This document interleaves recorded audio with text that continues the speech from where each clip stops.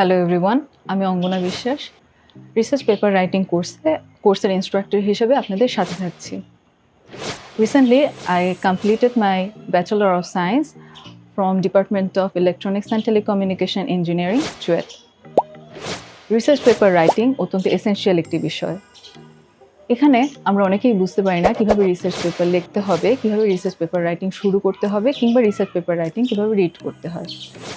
এখন আমাদের অনেকেরই প্রশ্ন আসে কিভাবে এই কাজগুলো আমাদের গ্র্যাজুয়ালি আগাতে হবে। রিসার্চ পেপার রাইটিং আমাদের কেন দরকার সেটি প্রথমে জেনে নিই।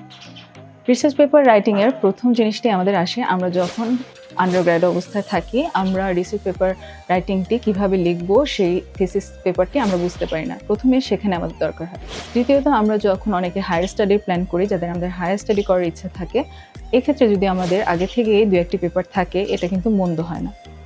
এর পরবর্তীতে আমাদের কি জন্য রিসার্চ পেপার লাগে, যারা আমরা রিসার্চ রিলেটেড ক্যারিয়ার করতে চাই তাদের জন্য রিসার্চ পেপার রাইটিং অত্যন্ত গুরুত্বপূর্ণ একটি বিষয়। এই কোর্সটিতে যেগুলো থাকবে আপনাদের জন্য, এই কোর্সটিতে একেবারে বেসিক রিসার্চ পেপার লেখা শুরু থেকে রিসার্চ পেপার রিড করা থেকে কিভাবে প্রত্যেকটি পার্ট রিসার্চ পেপারে লিখতে হবে সবগুলো এখানে থাকবে।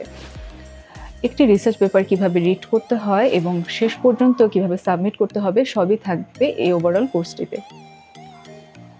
এছাড়াও কিছু ট্রিপস থাকবে যেখানে আমরা দেখব কী কী জিনিস আমাদের অ্যাভয়েড করতে হবে রিসার্চ পেপার রাইটিংয়ে এবং কী কী জিনিসের উপর আমাদের এমফাসিস দিতে হবে।